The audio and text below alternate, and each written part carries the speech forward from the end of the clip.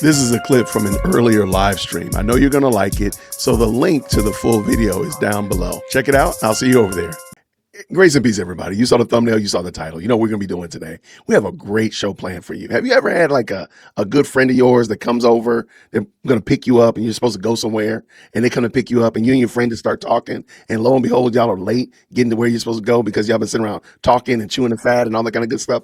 That's my guest, Frank, today, man. I'm sitting here. We could have kept on talking. I'm like, man, we can't lose all this good content, Frank. We got to get you on here. So anyway, ladies and gentlemen, I got Frank from a Nigerian perspective. His link is down in the description, as well as the moderators will be dropping it in the chat throughout the day. And this is going to be a great conversation. So I'm really hoping that you all find a lot of value in it. Frank actually, of course, lives in Nigeria, and he's been on the channel before talking about what it actually is like living in Nigeria. What is a, boots on the ground type of experience. So he's got a lot to say about the Christmas gift that Nigeria got from Donald Trump this Christmas. So let me get him in here so we can see what we got. Frank, grace and peace. How are you, friend? I am doing very well. Thank you for the wonderful introduction. No, man, I was like, I can't say, I love sitting there talking to you. I'm like, I got to stop Frank from talking because we got to get over here. We got to share this conversation. So no, man, thank you so much, man, for stopping through today. All right. How are you doing, friend? How's it going? I'm doing well. It's going well over here in Nigeria. We are very happy with what Mazi Trump is doing. Oh, so you liked our Christmas present? Oh, we enjoyed the Christmas present. We saw it and we were like, hallelujah. In fact, it was like, hallelujah, hallelujah, hallelujah, hallelujah. I love it. I love it. Frank said he liked the Christmas present. Hey, 47. Frank says he appreciates the Christmas present. I love it. I'm very sure I'm not the only one. I mean, there's this prominent pastor in Nigeria. He did a whole sermon about it. Like, he was so happy. You can have the night the bombs fell on Christmas, right? The bombing before Christmas. You can have that one. I'll let you have that one. Well, I was surprised that I said I think I came online on the 25th. Yes, I came online on the 25th, and then I saw it was the Trump announcement itself that I just saw, and I was like, "Wait, what? What just happened?" That kind of surprise, and is one of the reasons why I am very sure that despite the fact that the official narrative says that this was done in collaboration with the Nigerian government, despite that, I am very sure that the collaboration is kind of that word there should be an asterisk behind it.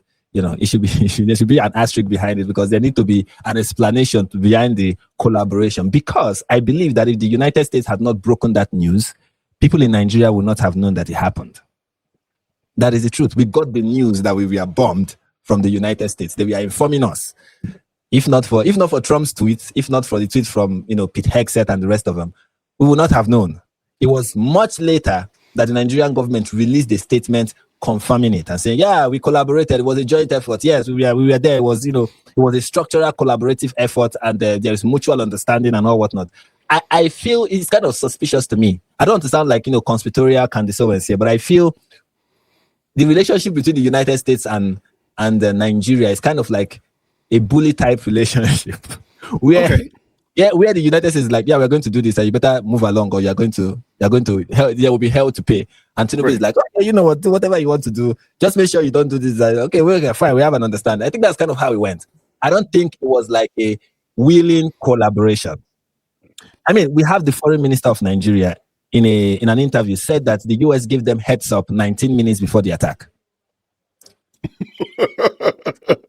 So, 19 minutes is wild. Well, and I think if the United States want to do that, is the only way to go, because the government, I think I said it the last time I was here, that the government in Nigeria cannot be trusted. I kept saying it cannot be trusted. Right. If you collaborate with them, they will tell the terrorists that you are coming, and by the time you get there, you will see nobody there. It is going to be a wasted effort. So if it's indeed true, although I feel like it may not have been 19 minutes, maybe it may have been 5 minutes after.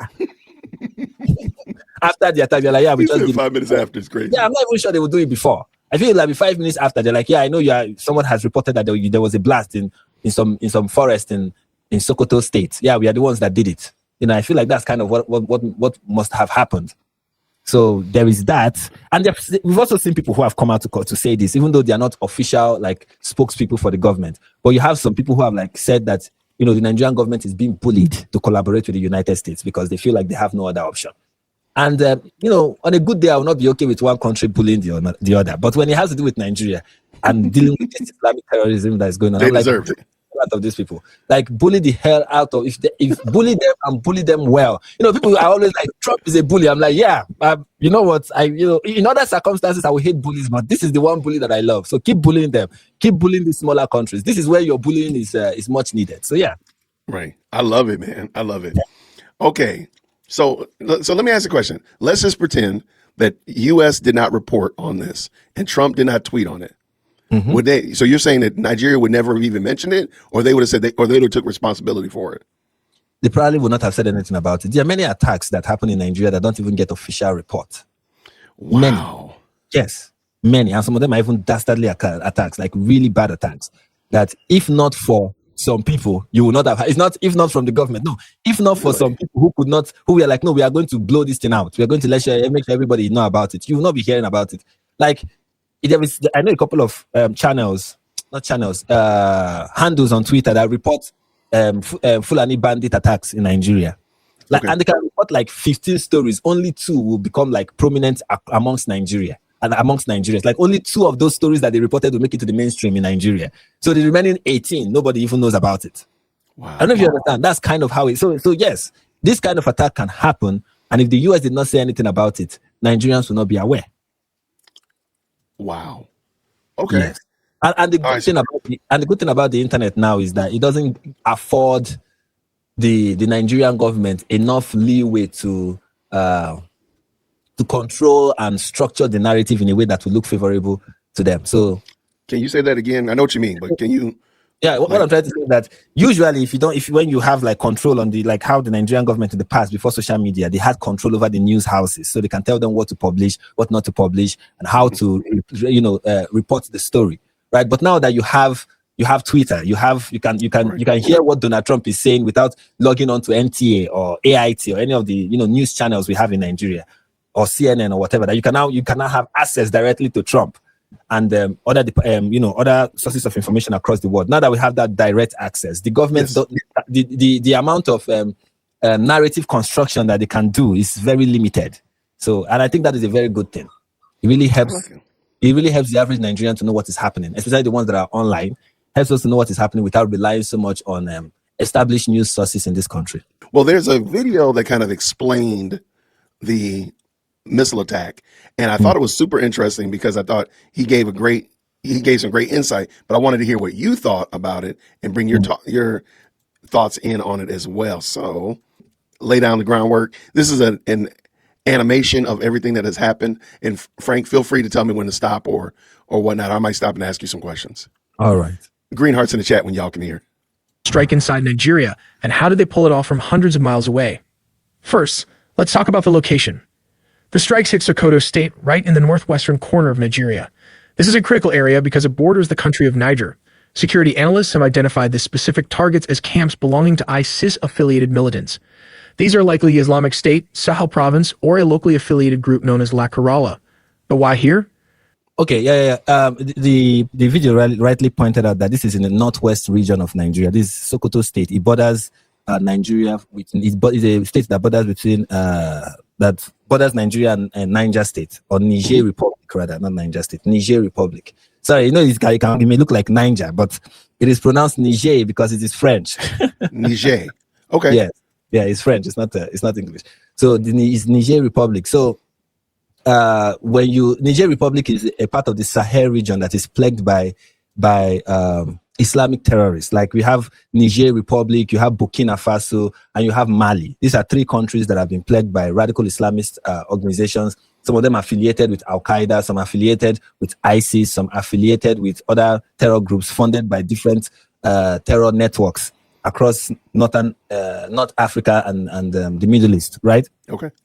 So in fact, one of the reasons why in the Sahel region, especially the countries of Niger, Burkina Faso, and Mali, why they had a regime change in those countries, it was organic. It wasn't like you had the United States carrying out the regime. No, it was organic. The people themselves kind of overthrew the sitting government and installed like a military government. It was like there were military coups in those countries, essentially. Military coups in those countries was because one of the reasons for the coups was because the French, the current government in those countries, we are partnering with the French government and the French military to deal with radical Islamic groups in their country, but they were not being, they were not dealing with it effectively.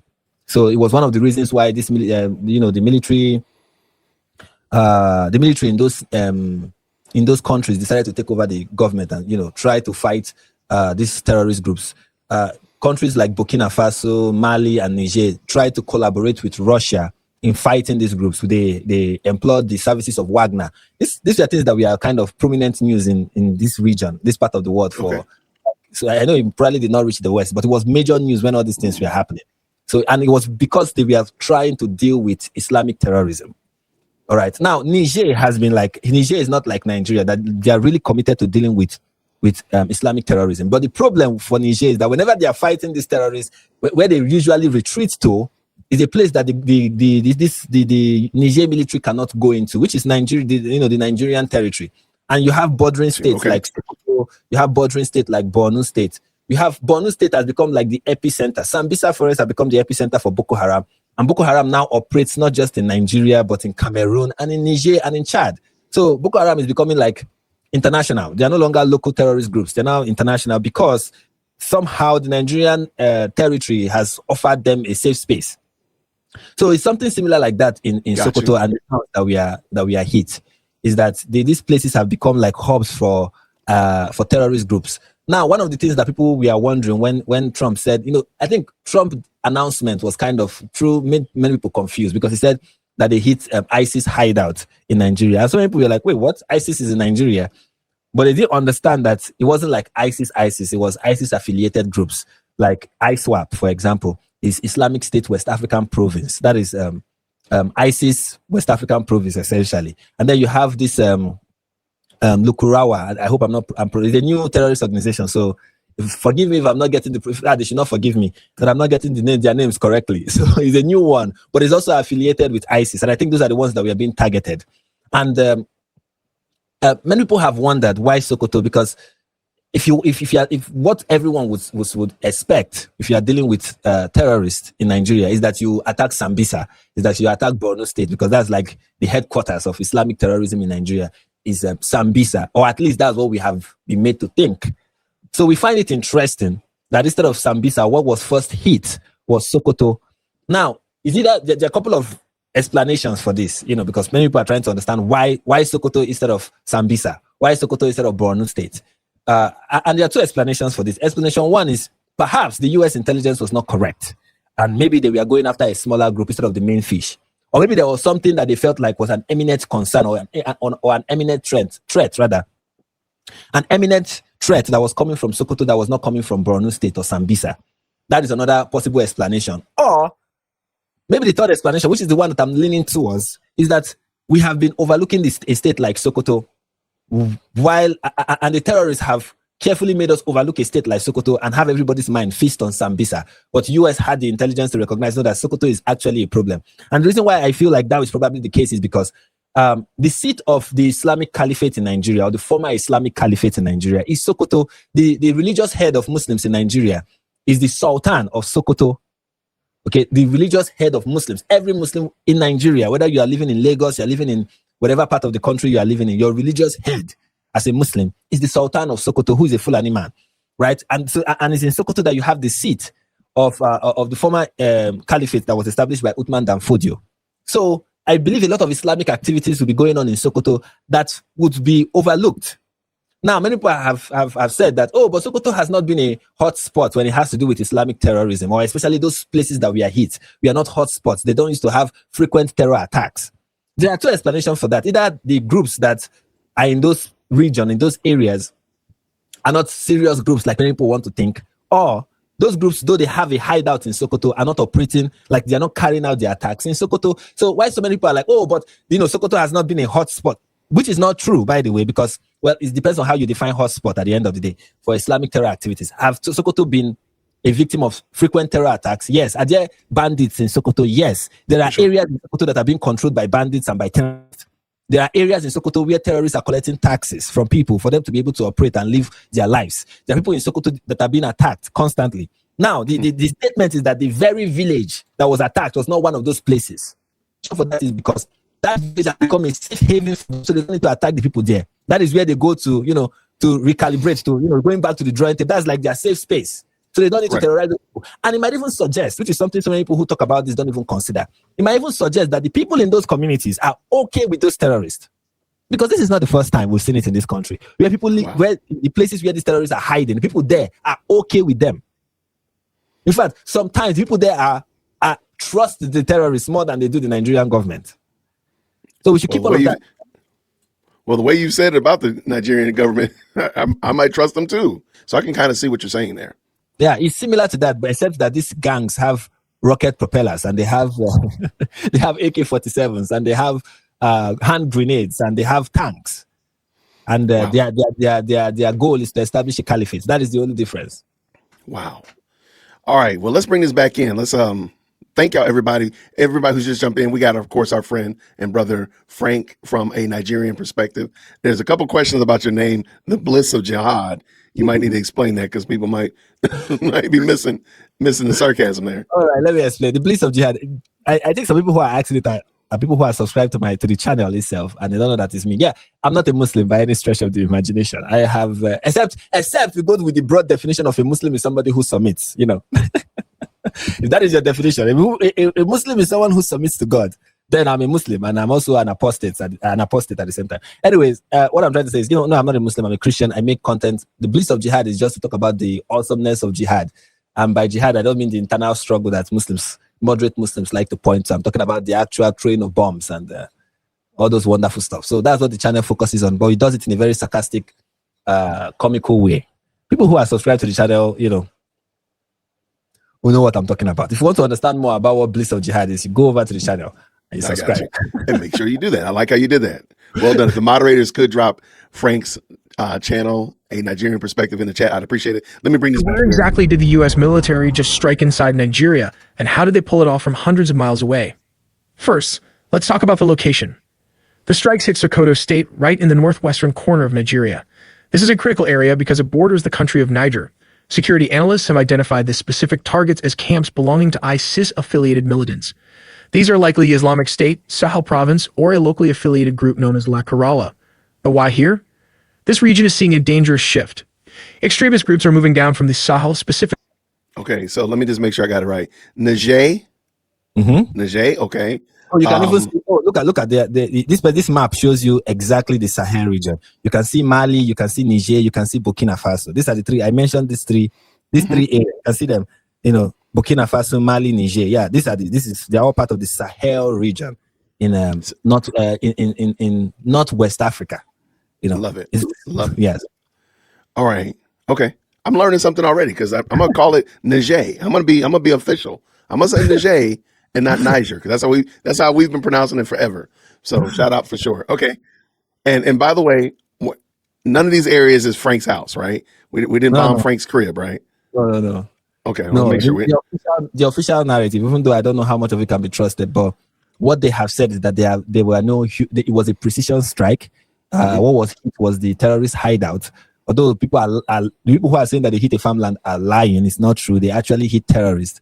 Many, in fact, villagers said that they saw. I can send you a news report about it, where villagers said that they saw people running away, like they saw the terrorists fleeing the scene because of the attack. So, contrary to what you are hearing, some people say, "Oh, it was just an empty farmland that was blown to pieces, or Trump was just doing it for show. Terrorists were not actually killed." No, terrorists were killed. Their hideouts were destroyed, and they were forced to flee. Now, where they will flee to is what happens afterwards is what we should be talking about instead of spending time pushing baseless claims and ridiculous propaganda. Sometimes it frustrates me when we talk about these things where there are things that should be established facts, but because people are so dedicated to lying, we will spend hours trying to just say the grass is green. Right. And to talk about what the grass being green means, Gotcha. How it became green. Now, and by the way, if anybody has ever wondered, if somebody said all the way to Timbuktu, now you know where Timbuktu is, right there. No, Mali is one of the West Africa. Mali is one of the biggest. You can see it is one of the. If you zoom out, I don't know if they will ever zoom out. Mali is one of the biggest countries in West Africa, and this is the thing. Many of these places are just deserts. Like people don't live in many of these places. It's just desert area. You can see how they look like on the map. It's just desert. Yeah. Got it. All right, here we go. Let's go. Quickly from Mali and Niger into northwestern Nigeria. But the real surprise is how they did it. Unlike the drone strikes we often see in other regions, this operation relied on heavy naval firepower. The U.S. Navy launched Tomahawk cruise missiles, long-range precision weapons. These missiles were fired from a U.S. Navy warship positioned all the way down in the Gulf of Guinea, off the southern coast of West Africa. The operation was conducted by U.S. Africa Command. Crucially, both the Pentagon and the Nigerian Foreign Ministry confirmed that these strikes were carried out with the approval and intelligence support of the Nigerian government. But how did the Nigeria war... How do you feel about that? I feel like that is, I don't believe that part. One time, I've forgotten who, I think it was the defense minister or one official like that from the Nigerian government was asked, why don't you throw like rockets or stuff into like these people and their, where their hideouts and where they are staying? Why don't you just, instead of sending soldiers on the ground where some of them die, why don't you just, fire rockets to where they are hiding? And the minister or whoever it is said that the rockets cannot penetrate trees. Cannot penetrate trees? Yeah, it can't count like the trees and stuff. So okay. Someone who talks like that, I don't know if they have intelligence to share with the United States. That's just what I'm saying. Wait, man, y'all might have special kind of trees though, man. Or you got some. Where'd y'all get y'all rockets from? Did you get your rockets from Temu? That could be a problem. I don't know. I know a guy who can sell you some rockets, man. Don't buy your rockets from Temu. That's the problem, Frank. You can't penetrate trees. So that's when you say they're sharing intelligence. I'm like, okay, that's what, there are parts of the story that you just know, okay, all right, you have to say it, I understand. Gotcha. And then this one is true, so. How did the Nigeria war started? To understand this, we have to look at how this country is divided into Muslim and Christian. All right, and you've told us this when you came on the show before, as well as if you are listening to a Nigerian perspective. Frank has talked about this ad nauseum. Does that look like a good breakdown to you? Does that look like It's not. See, let him play a little bit because the map is kind of slant. I wanted to maybe if he can, let's see if the okay, yeah. Tell me to stop when you see it. Tell me to stop. All right, yeah, I will. The northern part of Nigeria is predominantly Muslim with approximately... Pause. You see, that place that they describe as the northern part of the country, even though the way the map is tilted, in the original map, it looks like it's the biggest part of the country. But that is not, the breakdown is not accurate. The middle belt part of Nigeria has a very vibrant Christian population. Many of the states in Nigeria that people believe are like Christian, Muslim majority states have like 40, 30, sometimes 50% Christian population. A state like Yobe State, for example, Adamawa and I think Adamawa State in the northeast. That is part of the place that is being colored as is in the eastern part. That is part of the place that is being colored green for Muslim. But the governor of Adamawa State is a Christian. Why is that possible? Because they have a Christian majority. So these are the kind of things that you put out there, and I'm like, it's not really accurate. Like these things are not really that. It's not as it is. The people who push it are the Muslims in the north. They make it look like they have a vibrant. We are all over the place. We are everywhere. We are the majority. In fact, one person posted on Twitter that Sokoto is 99% Muslim. I'm like, there is no state in Nigeria that is 99% Muslim. You liar. There is not. He said you were a liar. No, I got you. Okay. Let me make it bigger for a second. All right. So you're saying that this is definitely not. It's not accurate. Proportionate or accurate. I apologize. No, it's not accurate. Okay. It's not accurate. But I'm not going to be hard on the person who is making this video, because of course he's going to rely on the publicly available data. Correct. I guess this is the kind of thing that you understand if you live in the country and you're like, nah, we can see this. You cannot say this place is this percent. One of the most respected bishops in Nigeria is a bishop in Sokoto. Oh, I got you. Yeah, so he has a very big diocese in Sokoto, and they are 99% Muslims. That doesn't make sense. You're right. Okay. I can dig it. Let's keep it going. 50 to 55% of the population adhering mostly to Sunni Islam, while the southern and southeastern regions are majority Christian, comprising about 45% to 35% of the population. I see your face. I'm trying to keep an eye on your face over there. That 35%, that's interesting. Anyway, I don't want to. I think the graphics are interesting too, because the Muslim man is standing up and the Christian man is down on his knees. I think, I just think that's a very interesting contrast. Southern This guy and southeastern standing. Regions are this guy here. Christian, comprising about 40. I don't think Muslims will appreciate that they will be represented as. I don't think Muslims will appreciate being represented as standing up. They believe that they bow down. That's why they are Muslims. That's how Jesus prayed. That's how Moses pray. I don't know if you've seen their propaganda. That's how Muslims pray. That's how Jesus. So maybe they should have them like, heads down, bottom up, Right. 5% to 35% of the population. Boko Haram, an Islamist militant group, is primarily based in northeastern Nigeria, specifically in Borno, Yobe, and Adamawa states. All right. Well, sorry about that. How do you feel about that? Yeah, that's Yobe and accurate. Adamawa. Where they operate is basically those three places. Okay. But they've carried out attacks in many other places. They've carried out attacks in Abuja. They attacked the UN office in Abuja during their heydays when they were still a force to reckon with. Right. So wow. States. This group adhered to ISIS strategy and will eliminate everyone, whether Muslims or Christian, that does not follow their rule of law. Sadly, most of the victims are their fellow Muslims brothers too. Let's look at their bases. Now I've heard. Okay, go ahead. Go ahead. I'm sorry. Not so true. Most of their victims are Muslims. Again, official. It's not even official narrative. It's just popular narrative. It's not official. It's popular. That's what people. It is always said. Oh, the major victims of Islamic terror attacks are Muslims themselves, which is true from a global perspective. Yes, if you count most of the people who get killed by, radical Islamic terrorists, they are Muslims. But it's not always the case that even in Nigeria that is what you find, because when Boko Haram was operating, they are precise. When they want to attack people, they are precise. They know where they go to. These people go to Christian communities. Correct. In Borno State, for example, they attacked Chibok. That is a Christian community. They attack many Christian. They go specifically to Christian communities and attack them. So yes, they attack Muslim communities too. But when they're attacking Christian communities, they are precise, and they burn down churches. And when they attack Muslims, like he said, like the video said accurately, is because those Muslims are not collaborating or cooperating with them, because they feel it's kind of like Muhammad's injunction, where he told them that Allah told him to be firm against the disbelievers and the hypocrites.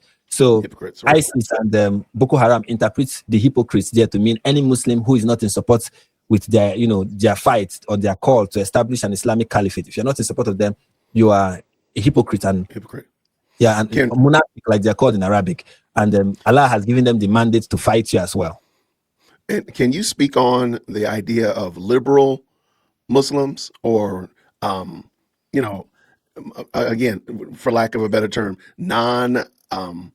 caliphate supporting Muslims? Because I think people are getting it twisted, like, oh, everybody can live peacefully together. No, that's not actually the case. If they are truly adhering to the teaching, they're going to be this gentleman over here holding the weapon, not the one with his hands in the prayer position. Can you speak on that? Yeah, what I usually say about the whole idea of moderate and radical Muslims is that it's a spectrum. Okay, even when whether you somebody identifies as a moderate, is a spectrum. Yep.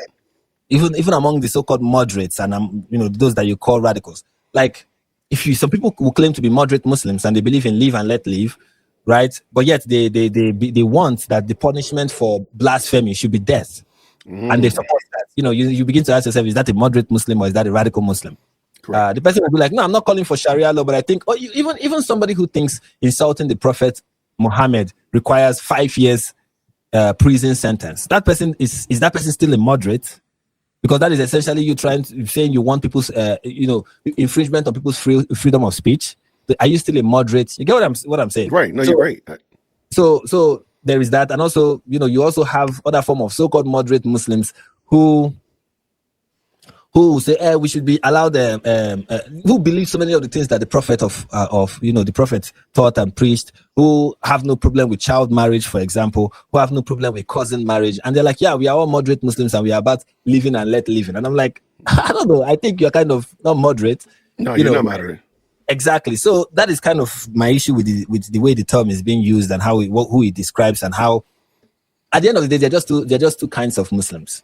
And of course, it is in degrees. There are Muslims who are adherents to everything that is being taught in the Quran and the Hadiths. And then there are Muslims who don't adhere that much to it. There are Muslims who are Muslims traditionally, who just they see it as a traditional or tribal identity. Like, we are Muslims because I'm Muslim because my father is a Muslim and my father is a Muslim and my grandfather was a Muslim. 10 generations back, where we were all Muslims. So it's kind of who we are as a family. There are people who see themselves as that, right? And then there are people who, beyond just an identity, it is a religion, a calling. It defines everything about their life. At the end of the day, it doesn't matter to me, because people say, but not all Muslims. I'm like, even in Nazi Germany, not all Nazis in Nazi Germany were. So as I was saying, it's not even in Nazi Germany, it wasn't every Nazi that was just going out door to door looking for who to, for the Jew to kill or something like that, or ratting out every Jew. It wasn't every Nazi, but if you identify as a Nazi, it's a problem. So I think for me, the Muslim identity is a problem. I don't care whether you are radical or you are not. To identify as a Muslim is a problem. It is a problematic identity. And I know saying that to people who say, oh, you are an Islamophobe or whatever, but I'm like, no, it's the reality. It is. You might not take it seriously. There might be a way you look at it or whatever, but the identity itself, this is what it means. This is what, imagine that I tell you, oh, I'm a Nazi, but the Jew stuff, I just believe that it is only up. I'm a cultural Nazi. I'm a cultural Nazi, right? It's not like, it's not like, the things that Hitler thought about and wanted is only going to happen in a Nazi state. But in a non-Nazi state, we don't do any of that. Because you hear moderate Muslims say things like, in an Islamic state, an apostate will be stoned to death. In an Islamic state, a homosexual will be stoned to death. And they're like, but we are in the West. We're not trying to. Okay, so you are in support of that happening in an Islamic state. Then how are you not a problem? How is what you claim to be not a problem? Even if you are not actively calling for whatever it is that would otherwise be a problem, even if you're not actively calling out for it, but that you identify with it is a problem. So the Muslim identity for me is a problem, whether you claim to be. So what I would say to the so-called moderate Muslim is, if you don't support everything, if you don't support most of the things, because at the end of the day, for you to be a real moderate Muslim, is that you end up not supporting most of the things that Allah and his boyfriend Muhammad we are doing in 7th century Arabia and saying. If you don't support it, how are you Muslim? Of it? Why not just give up the identity? You are not a Muslim. Some of them will say, you're not the one who will tell me what I am. I am what I am. I'm like, dude, it's not even up to you. Okay? Right. You're not the one who, it's not even up to you. No, is it up to me? It's up to the book and what it says. Well, looking at it real quick. Well, looking at this picture right here. This picture right here will change. Well, I'm like, look, you can be the guy standing next to the Christian with this gentleman with his gun at your head, or you can be the guy with the gun in your hand. There's only two options you have. He doesn't. He sees him as a hypocrite, as somebody who is not a Muslim. He sees him as an apostate, essentially. Wow. 2. Let's look at their bases. Boko Haram's strongholds are mainly found in northeastern Nigeria and the surrounding Lake Chad region, which stretches across the borders of Nigeria, Niger, Chad, and Cameroon. Among them, feel good about that? Is that a decent map? That's a good map. Let me get this out of the way. That's a good map of it. Okay. Mm-hmm. Most significant strongholds is the Sambisa forest in Nigeria. Those are special trees, man. Those are special trees, man. Yeah, the vast remote forest has historically. Wait, say again. I said the Sambisa forest that rockets cannot penetrate. Rockets cannot penetrate these forests, man. Historically served as Boko Haram's primary headquarters and training ground, providing a concealed base for planning attacks and sheltering fighters. Another critical area is the Lake Chad Islands. These swampy, difficult-to-access islands offer natural cover, making them ideal hideouts for militants. They function as logistics hubs and supply depots, allowing Boko Haram to move men and material across borders with relative ease. Further, the rugged terrain of the Goza Hills along the Nigeria-Cameroon border acts as a strategic fallback zone. Here, Boko Haram maintains camp. I'm sorry. That place that they call Goza Hill. Goza itself, the name, Goza, yeah. That is a Christian community in Borno State. Wow. Yes. Well, let me back. Okay, so now that I know it's a Christian community, now I want to hear it differently. Hold on.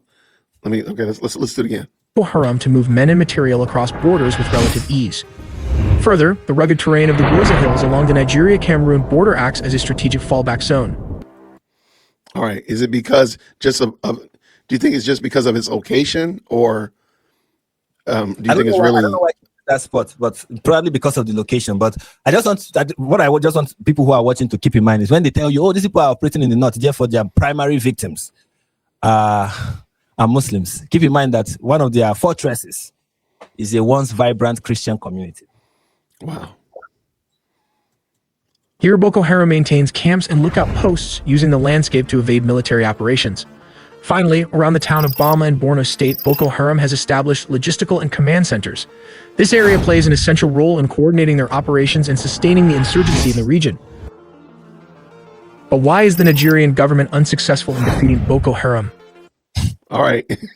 You want to answer this question, Frank, before I've seen the video. I just play what they said. Okay, tell me where to stop. They face various problems from lower budgets, manpower, to geography. The group operates in remote, difficult terrains like forests and swampy Lake Chad Islands. Oh, wait, say again? I said, Paul, they said that one of the problems is that the Nigerian government faced low budget. That's interesting. Do you know what the average senator in Nigeria is paid annually? You know, our lawmakers are one of the highest paid in the world.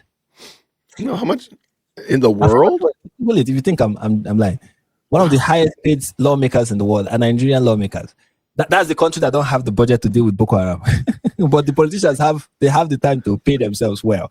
That is one. Then, secondly, there have been many reports and many scandalous reports of defense ministers siphoning public funds for buying of jets and jet. Dang, man. And what have you. So there was one that was being investigated the other time. Every one of them, once they leave office, the next thing you hear is that they are being investigated for one thing or the other. Yeah, that's the country that is really running short on funds. We don't have enough funds to really deal with Boko Haram, but to siphon them, to embezzle them, to steal them, we've kind of find the funds where we want to steal them. That is the greatness of this country, ladies and gentlemen. That is wild. That's wild. Okay, so let me back up just so we can keep because I do want to hear how he was building that up. But yeah, this is wild. Thank you so much, Frank. Geography. The group operates in remote, difficult terrains like forests and swampy Lake Chad Islands, which are hard for the military to access. Nigeria's armed forces often struggle with outdated equipment, poor training, and logistical issues, limiting their effectiveness. Intelligence gathering is difficult. Go ahead. It is actually true that, although I said some of the things that I said, but it is actually true that the Nigerian military, we use poor equipment. Sometimes we've even had reports that we have soldiers who don't even have proper uniform. It's really that bad. But I'm just saying that there is no reason for that to be the case. There is no reason for that to be the case is what I'm trying to say. It is really true that logistics is bad, surveillance is bad, equipment is bad, they're not well equipped, they really don't know. Sometimes they don't really even know what is going on. And they don't even know what information to trust. That's why sometimes they get intel that there is about to be an attack. They don't take it serious and the attack happens. When that happens in this country, it's not always the case that they are doing that because maybe it's because of an infiltration which is likely, it may be likely that you have an infiltration in the Nigerian army that is making it that the Nigerian army is not posted where they need to be posted to, catch these terrorists before they, commit any of this, of their numerous attacks, right? But it's also the case that these people don't even know what intelligence to trust. They don't have proper intelligence. They don't have proper anything. That part is true. But I'm just saying it is not supposed to be so. This ought not to be so. No, I like that. And I like that you explained that. I appreciate it. And that's sad that they are not able to do right because they're not being trained correctly. And okay, let's keep it going. Because Boko Haram uses guerrilla tactics and small-scale attacks to avoid detection. Additionally, poverty, unemployment, and weak governance in the Northeast allow Boko Haram to recruit easily, with some communities mistrusting government forces due to corruption and previous abuses. Pause. You've said this before on multiple episodes. Go ahead. I am tired of this excuse. Like this excuse of weak governance, poverty has made so many of the youths in the North to become terrorists. I am tired of this excuse. The reason why I'm tired of it is it only in the North that there is poverty? Is it only in the North that you have poverty and weak governance? Do you know how much the Nigerian government annually spend on the North? Yes, they are poor. It's not a lie. But do you know how much they throw into the North? Like they throw money into the North like they are pouring water into a basket. All of it just leaks out. Do you know how much they invest in the North? Yet nothing comes out of it. And it is not because, yes, there is also the stealing part, the part that, the politicians in the North are renowned thieves. You understand? Besides that, is that the way to help people in the North is to get them educated. Right? If these people are properly educated, properly exposed, conversant with how the modern world works, they will be able to do a lot more for themselves. But these people are living in a society where Western education is being looked down on. How then do you help them? These people cannot be helped except you change their mindset about how they view Western education. Until that happens, they will constantly and continuously be perfect recruiters for these terrorist groups. That whenever they're looking for new members, they will always go to these people because they have nothing else going on for them. And they live in a society that has created that condition. So let's all this, and the poverty and the, please, this is one thing that at the end of the day, people who make this kind of videos will not really have the patience to look down into some of the things I'm pointing out, which is you have a system. This is a society that Islam has created, where you look down on Western education, you call it haram. You know, when you hear Boko Haram, it's not just a terrorist group. It's a sentiment. It's a sentiment you find predominant in the North, that Western education is inferior or is sin. So all of them are already Boko Haram. It's just only few are carrying guns. So when you have that kind of mindset, everything is good, all this, but you need to understand poverty, weak governance, blah, blah, blah. Excuses. They are just excuses that I don't buy, because the poverty is everywhere. In fact, go ahead. There are parts of this country that complain constantly of being marginalized. And it is true when you look into the allegation that, yes, they are being marginalized. But yet, when it comes to human development, they are doing well. They send their children to school. They want their children to be graduates from the university. Even though we have poor university system, yet they send their children, at least let us get the bare minimum or something close to it. Let us develop ourselves. Let us improve our lives. Let us engage in business. Let's engage in building industries. Let us see what we can do, even though the government is not helping us. That is the mentality, not this constant poverty and weak governance nonsense. I am really, I don't, it is annoying to me whenever it is being stated. And they constantly say it. It is every time you talk about Boko Haram, I am yet to see one documentary about Boko Haram where this nonsense is not mentioned. You have to consider the fact that there is weak governance and there is poverty and people don't trust the government and blah, blah, blah. Therefore, all the young people, you will see a Northerner who has nothing going on for him in his life, right? He's going to marry 2 wives. And he's going to have 16 children that he has no plan on how to raise. These children get to go to Alimajiri schools where all they learn is Arabic. And they learn Arabic at night. They beg during the day. There are beggars and students at night. All they learn is Arabic. When they graduate from these schools, they become cobblers, people who repair shoes, people who hawk water. Wow. What can they do with their lives? Tomorrow, when somebody tells them, you know what, the reason, and that is the sad part. After they live in this system that has created these conditions for them, they have a sheikh that will come and meet them and tell them that the reason why your life is bad is because of the same Western education you refuse to take part of. You refuse to be a part of. Your parents decided that it was not good for you. That is this Western education that has made your life miserable, and you need to push away the imperialist West that has turned the world upside down. And these children buy into it, and they give them guns and say, now we need to go out there and establish a caliphate. Man, that is what happens. Wow. And it needs to be. If I am the dictator, because sometimes this is the country, that's what we need. If I'm the dictator of Nigeria, if your child does not go to school, I will arrest the parents. I will arrest all of you involved. I will take that child away from you. Okay. Not all this nonsense. We need to respect. What would the government say? We need to respect people's culture. Congress, keep respecting the culture that is breeding terrorists. Just keep doing it. Right. Man. Okay, Frank. Frank, I think you told us exactly how you really feel. I appreciate it. No, that is right on the money. But I wanted to have you come on because I know that you're there. And we were talking before we even got started, just what I understand is going on over there, and it kind of even what you understand is going on here in the United States is very interesting to hear how information is being conveyed, how what you understand what's going on in the States, and we'll talk about her in a moment. But just it's super interesting. So thank you for that. Let's get this back going.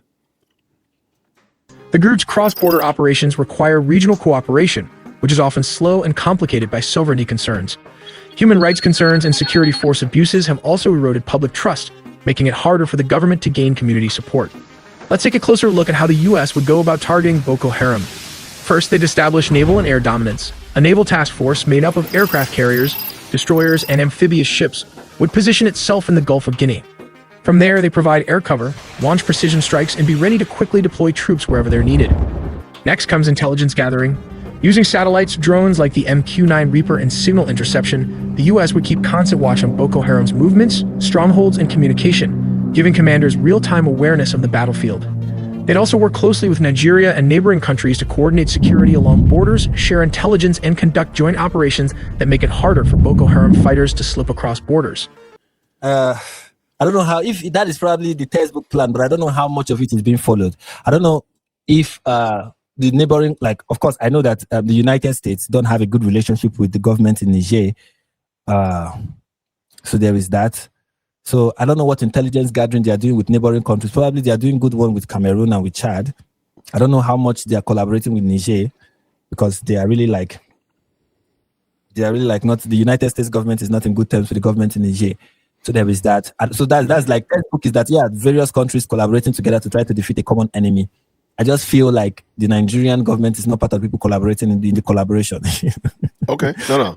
I got you. Just, and yeah, so if this problem of Boko Haram is such that I will always say it, and I'll continue to say that if the Nigerian government want to deal with Boko Haram, like militarily, if they want to give Boko Haram a decisive defeat, they can.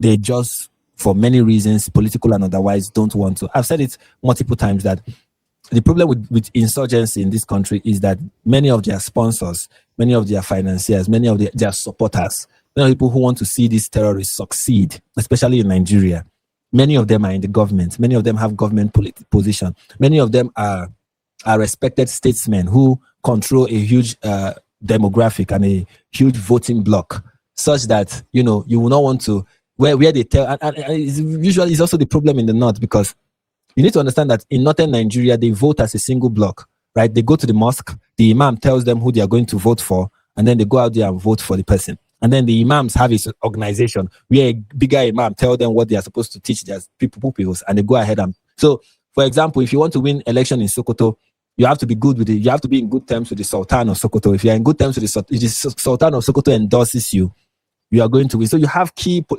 figures like that are religious in northern Nigeria, and they are the ones that tell their people who to vote for. So, and many of these leaders, these religious leaders in the north, they share the sentiment of Boko Haram. In fact, they want, if the only problem many of them may really have with Boko Haram is that, yes, we want a caliphate, we don't just want you guys to be in charge. I don't know if you understand. Wow. That makes perfect sense. That may be their only objection to Boko Haram. But do they want an Islamic caliphate? Yes.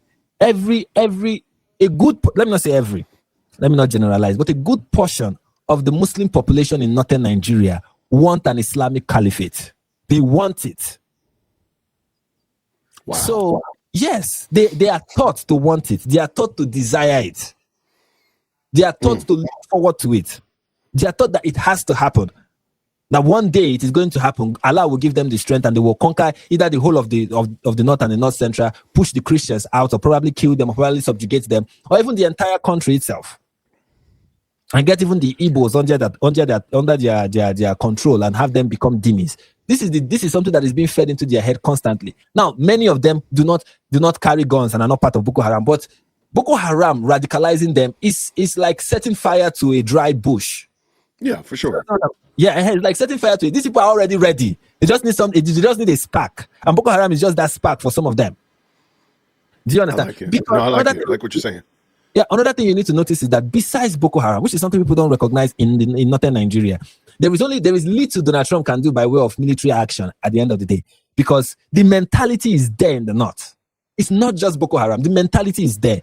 And we've seen Muslims, just normal day-to-day Muslims, carry out this mentality, where you have riots, religious riots in places in the north, where the goal of this religious riot is to displace the Christian communities in the north. Like, wow. that is, and they've succeeded in many instances. We have a state like Kaduna, used to be majority Christian. Now it is minority Christian, and it is not because of Boko Haram. It's because the Muslims in northern part of Kaduna have systematically, through riots and religious conflicts, pushed the Christian population down south and taking most of their lands. These things are happening in Nigeria constantly. I have a friend of mine who stays in Bauchi, who told me how in Bauchi they have this religious clash happening. They used to have it, now it's no longer the case, but they used to have it back then, where you have Muslims coming to attack the Christian communities. These people didn't have guns back then. They didn't have rocket launchers. They didn't have any of that. All they had was machetes and bikes. Right. And with that, they were already wreaking havoc in the Christian communities, that just like how Muhammad told them to terrorize the infidels around them. That is what they have been doing. So at the end of the day, the mentality is still there. That's why, I mean, in Nigeria, it's not just Boko Haram. It is not just Boko Haram. It's the mentality of most Muslims in the north. And if I'm understanding you correctly, no matter what they do as it relates to the operations, the physical movement of Boko Haram, the mental mentality. Again, the mentality is there. So if it's not Boko Haram, it'll be something else. It will be something else. Yes. It'll be something else because the mentality's there. Gotcha. Man. Yes. Thank you so much for that. And even the people who are wreaking the most havoc, that is even the interesting part that people don't even recognize. The people who are doing the most are not even Boko Haram or groups that we are mentioning. They are unorganized bandits who belong to no political or terrorist name, no named terrorist group. These are local bandits. Group of people who come together and say, okay, we are going to just keep going from one town to another, terrorizing, raiding, kidnapping. These ones don't have a name. We don't know what terror group they belong to. We don't know what flag they raise. All we know is that they scream Allahu Akbar. Those are the ones doing the most. Wow. So they're not even a part of the Boko Haram. Yes. That is wild. Thank you, Frank. Man, I appreciate it. By the way, if you just jumped in, thank you so much. We have Frank from a Nigerian perspective. He actually lives in Nigeria, and he's just giving us his thoughts on this video explaining the gift that Trump sent Nigeria for Christmas, and he's just explaining it as a resident of Nigeria. All right, let's go. The weaponry? Cruise missiles like Tomahawks would launch from naval destroyers and submarines to take out key Boko Haram bases and supply depots. At the same time, stealth fighters like the F-35 would carry out airstrikes on command centers, minimizing collateral damage. Special forces would roll out in coordination with Nigerian and regional troops to conduct precision raids, capture or eliminate Boko Haram's leadership, and help train local forces to better fight the insurgency. Finally, how do you feel about that? Whoever it is that they are training, they should be sure that the person that they are training is not a future Boko Haram member. That would be my only question as well. Like, how do you know? Like, we've done this before. We've messed this up before. Yes, and again, this propagandist Islamist, the Islamist propagandist on social media will hop on it and say, you see, look at this guy that carried out this attack. He was once trained by the United States. What does that tell you? The United States are the ones who are creating. We've had this kind of talk. The United States are the ones creating the terrorists. Oh my gosh, that'd be crazy. You try to help somebody defeat the terrorists, and then the person you were helping to defeat the terrorists was actually the terrorist. It's actually the terrorist. Wow, good catch. So disrupting Boko Haram's logistics, especially in challenging terrains like the Lake Chad Islands and Sambisa Forest, would be vital. Cutting off their supply lines and making movement difficult would severely weaken the group. Together, this multi-layered approach combines America's advanced military capabilities with regional partnerships to systematically break down Boko Haram's strength, reduce their recruitment, and help restore stability in the region. For the U.S. to completely... do you feel like any of that can be done with your current administration, current government? It can if... It can. Let me be optimistic. It can. It can happen. There's nothing God cannot do. It can happen. I don't think like what is the part of this video that he's talking about. I don't think that is going to happen. Like boots on the ground. And now I have said so many things that I don't think will happen, and it ended up happening. So let me be careful. But I don't want it to happen. I don't want US boots on the ground.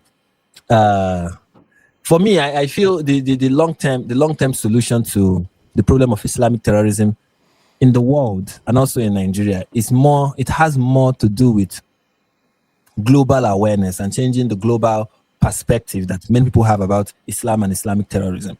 Because if people keep, Trump is just going to be here for 4 years. Let's say he fights them for 4 years. Let's say he gives them a decisive defeat in 6 months. Let's say that is the case. They're going to rise up again. Another administration will come up, and we don't know what that administration would do. What we need actually is for the public consciousness of people in the world, all over the world, to be concerned about what Islamic terrorists are doing in their region and globally. I think at the end of the day, that is the most effective way, because if everyone is aware of this, if everyone knows what is happening and they understand the real threat that the world, like I really believe that. Yes, we have the issue of, woke ideology. We have the issue of communism. Yes, we have that. And it's, spreading in many parts of the world. But I think a much bigger threat than any of them is Islam. Because every other idea that we see as a huge problem, whether it is communism or socialism or whatever, they are all Western ideas, right? Correct. Communism did not originate in the Middle East, Yeah, you're right. Yeah, it's an American concept or Western concept, and you people are dealing with yourselves in this issue.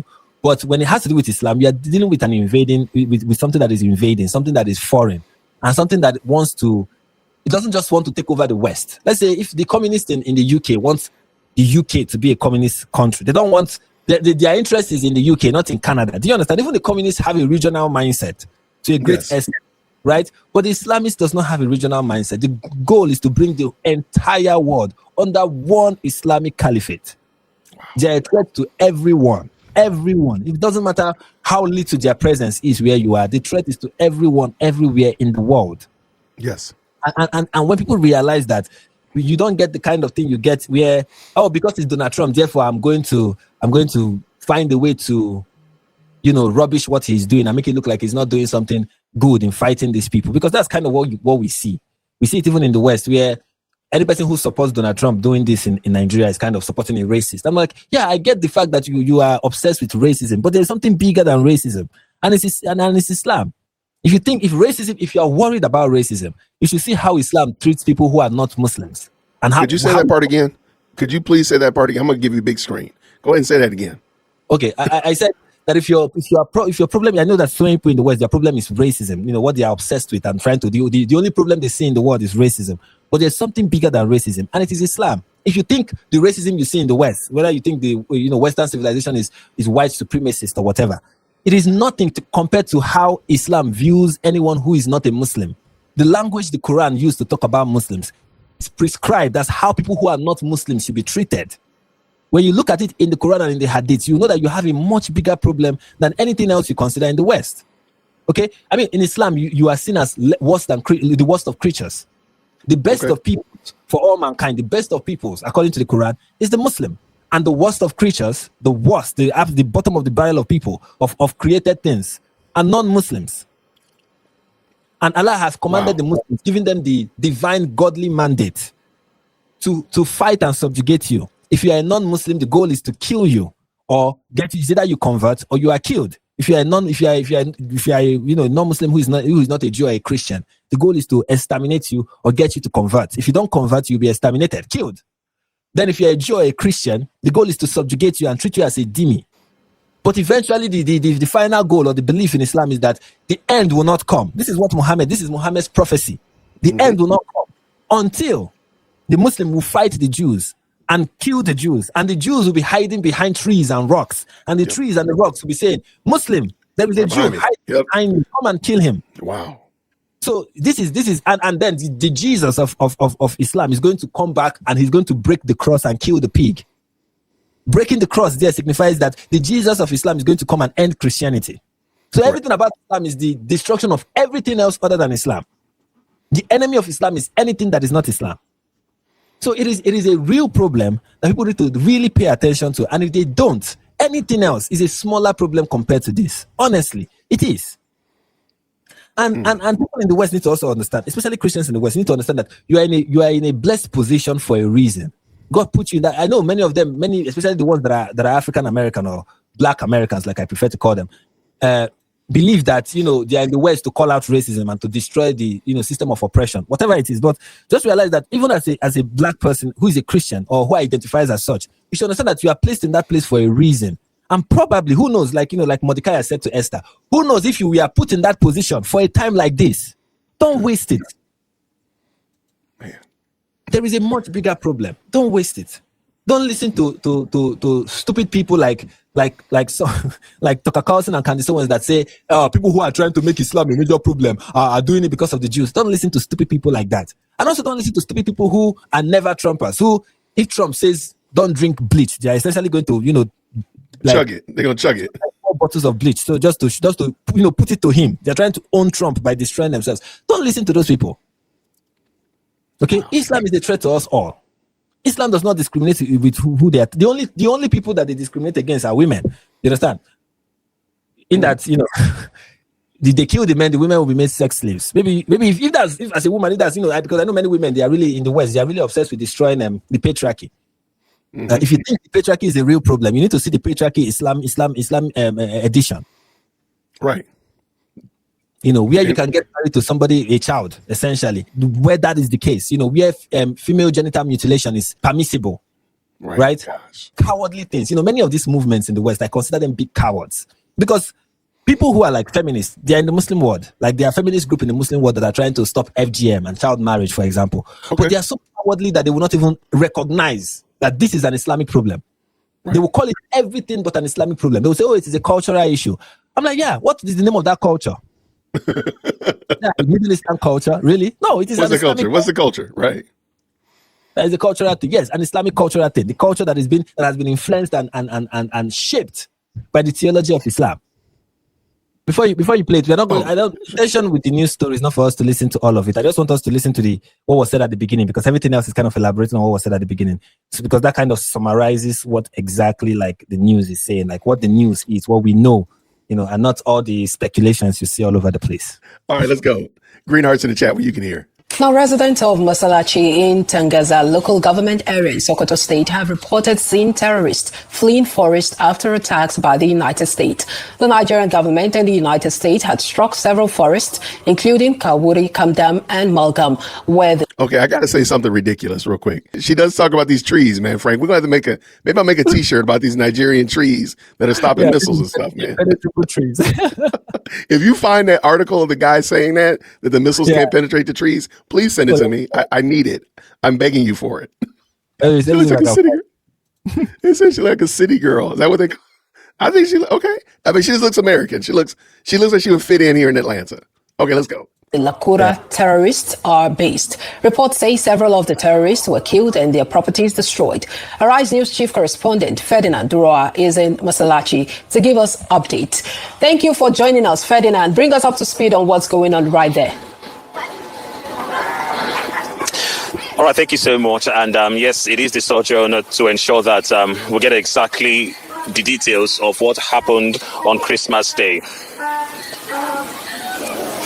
In the last 48 hours, we have been going around Sokoto State, particularly to places where did feel the effect. And yes, we went to Jabo in Tambawa local government area. And today we are in Tangaza, where we can confirm to you that is indeed the hub of Lakurawa activities here in Sokoto State. Now we are talking about where the attacks were indeed meant to hit, and we can confirm that yes, the locations were struck.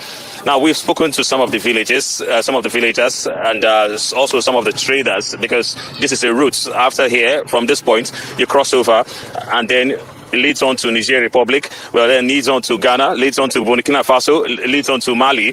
And from exactly what they've told us, they've told us exactly how much travelers from the Sahel, you want to call them travelers, or how much migrants from the Sahel have indeed been a destruction to the community, where there's so much fear in the air, so much fear in the air. But then from what they've told us, they can confirm that yes, clearance activities are taking place just behind us in some of the forest. They mentioned the Kawuri forest, and then also they mentioned the is it Malgam forest, where the actions place, talking about the strikes. And then also some gentlemen told us about the movements of terrorists. Now, they actually described how they had moved from one part of the forest, where they call the north, to, of course, another place. So that's the situation. Well, I'm not alone. I've made this journey with our correspondent, who indeed is on ground here in Sokoto State with me. Nasiru, please join me, and let's indeed take a look at this situation. Thank you. Okay, just before we go, did you want to add anything else to it? I mean, I appreciate him explaining that and such of that nature, but did you want to add anything to that, Frank? Yeah, I just want people to notice how, compared to what you see on CNN and other places, I just want you to notice how there is the accuracy of, look, we are on the ground. We have seen the places. Yes, the actual target was hit. Yes, people are saying, yes, that these travelers, like they call them, are wreaking havoc. That's, by travelers, they mean these bandits that are on transit are wreaking havoc in society. And yes, there is kind of unease in the air. People don't understand what is going on, which is kind of understandable. And yes, there's also a report of the terrorists moving, fleeing. So I want us to, why I send this news report, and why I'm happy that we're even looking at it, is that at least it lets people know, actually, this is what people on the ground, report on the ground, is saying about this attack. Okay. So I also sent a link to that. I got it. I have it ready. I cannot believe this, man. Y'all stay tuned, because we're going to kick Frank out of here and send Frank to go do work. But just stay to the end. Stay to the end. I promise. Tell me when to stop this video, though, Frank. Ferdinand. We wouldn't want to say it's a revelation that was made, because these are some of the stories that you have reported, including the activities of those coming from the Sahel. who indeed come in, cause disruptions, and go away. But then the only situation right now is that, yes, this is the first time that we're getting pictures in Tangaza since that attack on Christmas Day. Exactly, Mr. Ferdinand. Yeah, Tangaza has a very complicated security situation where the Lakura operated, and also they have bandit, and also a kind of a tribal conflict between the houses. Wait, okay, I know it's bad. You're not, if you're a reporter, you're not supposed to give your microphone to somebody, because this guy looked like it's done. That microphone, you're never gonna see that thing again. I mean, I like it, but my man right here, like, well, why did I give him my microphone? You're not supposed to give up your microphone because it's a wrap. That guy is never gonna give that thing back. And the Fulani body coming of the Lakurawa in 2024, they've been here since 2018, and they've been disrupting the livestock of people. That is what they specialize in rustling animals. But with this attack, Can I ask you, what is that thing behind him? What is that structure right there behind him? It looks like a transformer. Is that an electric transformer? The transformer, yes. Wow. Okay. Wow. I just wish it's too low on the ground. That's all I'm saying. Like, that thing is too low. Good gracious. Okay. Okay. We do dangerous things in this country. If you're not used to danger, you can't live here. Oh yeah. I am not. I'm too old to be about danger now. The 20-year-old Jason would have been there, but now the 50, nah, I'm good. I'm danger free. Bombardment from the U.S. government on Christmas Day, the villagers really confirmed that the U.S. airstrike hit the target, because they could confirm that people are moving from Kauri, Kandam, Malgam, where the Lakura have their base, and even are very, very comfortable digging a borehole and even a well to make it a permanent camp. That particular place has been hit by this attack. Yeah. Just to interrupt you, well, I think that's one of the revelations from this. We're talking about how much development. The guest has become the news reporter. The guest has become the reporter, man. That's crazy. Hey, not to interrupt you. Don't get distracted by the lack of professionalism. Do you notice that they are saying that people really have a base there? Like, they're drilling boreholes there, they're building houses there, they're trying to make that like a permanent base, and the US just sends them packing. Right. Do you understand? So I'm saying, keep that in mind when you hear people say, "Oh, it was a pointless attack," because that is kind of what I've seen so many people say. "Oh, it was a pointless attack." They did not. What was being. Just know that it is not true. I love it. Now, here in the United States, we did hear that it was a strike. We didn't hear like real details. We didn't get like, aerial pictures and whatever like that or whatnot. But we did hear that it was a strike. But I'm glad to hear this as well, that they're being very clear about it, even though the reporter had lost his microphone. I'm sorry, that thing is still cracking me up, man. It's keeping me engaged. They say have taken place in some of these settlements in the forest. They talk about boreholes being built, Exactly. talk about wells being dug by terrorists, and then who indeed come out to cause commotion, cause problems, And move out. make it difficult for the people to indeed, have a normal lifestyle, rear cattle, steal, kidnap, and of course go away. Exactly. They waited until your farm produce are ready for harvest, and they start coming. Either they kidnap and to ask you to sell your farm produce. And in most instances, this farm produce, you have to pay levy to harvest. And after you pay levy, they also come for you. They kidnap the breadwinners in the home, and they know you cannot allow your father or your breadwinners to be with them. You have to pay. So the community here have suffered a lot. I could tell you history of what has been happening. I could remember in 2020, the DPO of Tangaza was killed right inside the police divisional headquarters. 6 other police officers were killed also. Oh, sorry, and in 2021, Sorry about that. Did you hear what he said? He said, I've forgotten what he mentioned, but now many people are saying, 21. Yeah, he said the DPO, that's the deputy police. DPO, what does it even stand for? Let me not. I think it's a police deputy. Yes. Yeah, police. That was kidnapped and killed in this area. You see the terror attacks that have been happening here. This is not something that is just, this is contrary to what we've been hearing, that these places have not really have issues of. We've had people say, this particular area did not have issue of terrorism. Why didn't they go to Sambisa? Why did they go to Sokoto? Why didn't they go to? We've had people say that. I even saw one woman. I featured her in my video. I responded to one of the nonsense she said, because this lady is a Nigerian that stays in the UK. She goes by Shola Mos Shobamimu, and she's a UK Nigerian. And she was saying, Trump went and hit forest. They are not even sure. Why is he doing this? And I'm like, why are you this stupid? And you're a Nigerian. You should know better. You should know better. You did not even wait. It's shocking to me. Some people did not even wait. Okay, let's get the full story. This happened on Christmas Day. I did not say anything about it on Christmas Day. I did not say anything about it the next day. I did not say anything about it for the whole of the week that it happened. We are having this conversation on Tuesday. You sent me a message. When did you send me the message for this? And I responded on Monday. Why I needed to respond is that I really wanted to know. I want to have as many stuff as possible about what is going on before we even comment about it. I waited. Right. But you could not even wait. And you are in Nigeria. What they are talking about is what is happening in your country. Wow. But you are so quick. You so hate Trump. That is my problem. Is this lady? Of course, the UK woke mentality has already warped her mindset. So she's so much. As her hatred for Trump is so much, she cannot even wait. And they're talking about her country. At least if you want to report on the UK, you can keep lying. But for your country, for once, be accurate. Right. But even that, you cannot even afford to do. That is really bad. No, I'm right there with you. Man, great catch. Do you want to finish this up? If you want to finish it up, okay. I'm very sure that you'll remote this to make you laugh. No, I am getting a little chuckle out of this. So let's finish it up. Tribal conflict perspective of it. 6 Fulani persons officially reported were killed, but okay. Oh, their mic cut out. Yeah, their mic cut off. All right, there's a Lord saying, "Let's stop laughing at that man." That poor man is looking like I done lost my job. Like, wait, are y'all gonna pay me still? He's looking bad. All right, he's a very good reporter.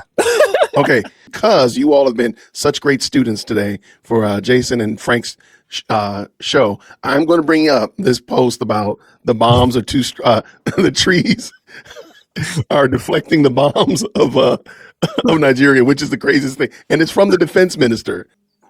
All right, let me pull this in because I know you got to get to work. So let's get Frank out of here. All right, here it is. This is from, I'm not sure it was SOCO and the U.S. Army strike. Maybe it was Sylvania bomb. He said, I'm not sure. Let me read it. I'm not sure if it was SOCO, the U.S. Army, the U.S. Army airstrike.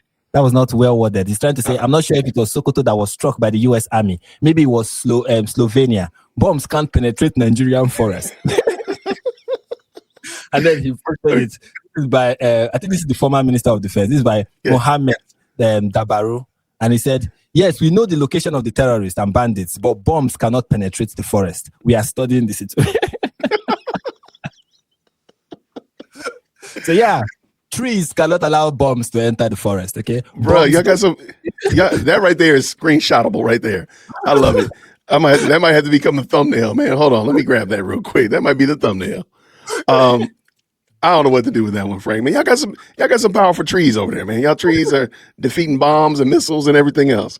Yeah, so when you have something like that as the defense minister, you can see that we are in safe hands. Well, okay, watch this then, Frank. This is what you do. You need to get the seeds of those trees, and you need to start an international shipping, getting those trees all around the world. Because, man, hey, if those trees could stop bombs and missiles, man, they can stop my neighbor from looking through my, through the window, looking at me in the morning. So, hey, you can be rich. You can be rich by next Tuesday, man.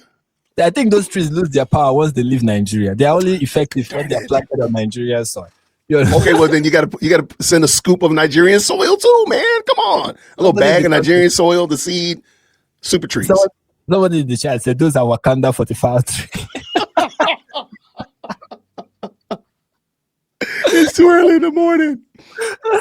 It's too early in the morning. By the way, just so y'all know, like this is legitimate now. This is real. The bombs cannot penetrate the trees of Nigeria. Yeah. Frank, I'm gonna kick you out of here. Get out of here, man. Thank you so much. Thank you. This is so much fun. Y'all, real quick, man, type Frank in the chat. Let Frank know we appreciate him. And we gotta type Frank in the chat because that way he knows that he can come back. We need Frank to be here. We need Frank to come back more often.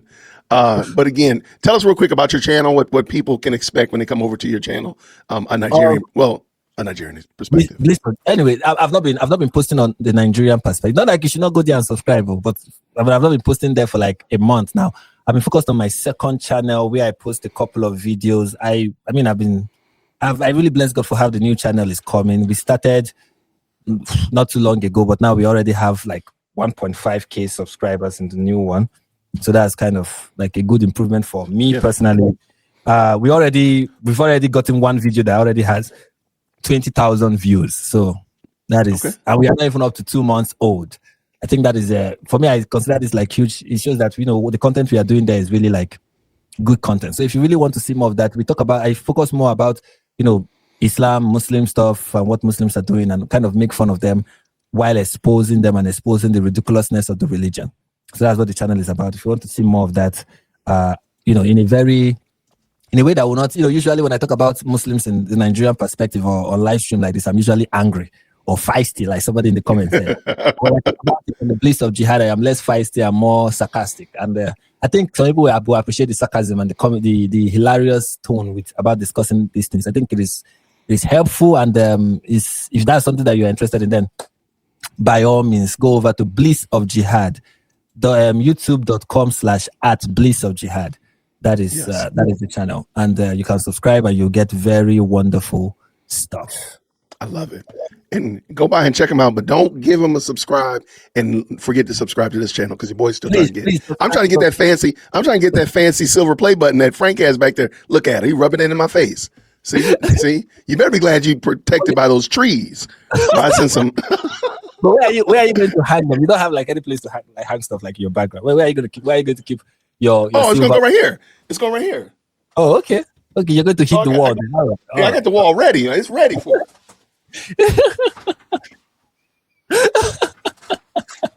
Don't worry. Inshallah, you're going to get it. Inshallah. I love it. Did the mods? Okay, here's a Nigerian perspective. Thank you so much. All right, the Bliss of Jihad is your other channel. Let me make sure that if the mods can make sure it's in the chat, that'd be great.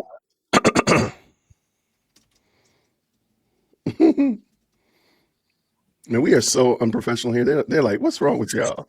Oh, I was wondering. Okay, somebody sent this to me. I was like, why does this guy look like that? That's not Frank. I got you now, Frank. You got me. Okay. I got you.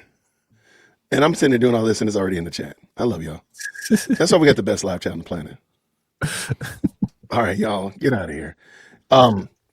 Everybody, I want to say thank you. By the way, I'm going to have Hatun Tosh on this evening. She's going to be talking about Islam in the UK. That's powerful stuff right there. Right. So it's going to be a lot. There's a lot of Islam going to be discussed today, but I do think that's probably, as you said, Islam is the problem. It is the problem. All this other stuff is ancillary. All this other stuff is satellite. The big problem is, of course, the quote unquote religion of peace.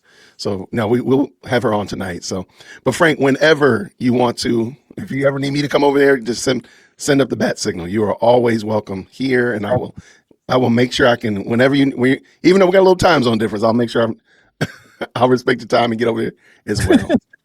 Yeah, thank you so much. I really appreciate you. And no problem, that this will be 1 hour 30 minutes, but now we are hitting close to 2 hours. So thank you. I really appreciate it, and I really enjoyed it. It's always a blast coming on your channel and just saying all the things that is in my mind. Well, I'm glad that you have a venue to do so. So again, I'm gonna drop you to the back. I left your message in private chat. I'm gonna drop you to the back, and I'm gonna get ready to get us out of here. Thank you all so much for hanging out with us. Please make sure you go check out Frank's channel, his original channel, A Nigerian Perspective, and his new channel, Bliss of Jihad. Check him out, support him. Make sure you like his channel. I know you liked that episode. This is actually a clip from a larger live stream. The link is down in the description, so you can go check it out. I hope you enjoyed it, and I'll see you down there. Grace and peace.